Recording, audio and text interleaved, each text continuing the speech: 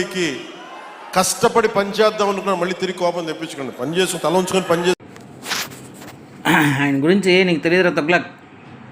ఒక్కసారి అన్న గురించి నువ్వు ప్రీవియస్లో చేసినవి కనుక గుర్తుపెట్టుకొని అవన్నీ మళ్ళీ రివ్యూ చేసుకొని, అర్థమైందా?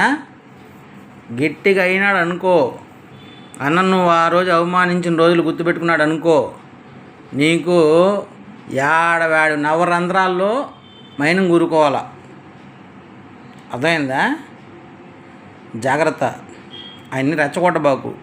నువ్వేదో పిచ్చి పిచ్చి మాటలు మాట్లాడుకుంటున్నావు, సవాళ్ళ మీద రాజకీయాలు చేసుకుంటున్నావు, 10 మంది చంపుకో, పోయి ఓటు మీద పోయేసి చంద్రబాబు నాయుడు చంపాడు, మన లోకేష్ ముద్దులు పెట్టి చంపినాడు, ఏదో చెప్పుకో పిచ్చి మాటలు.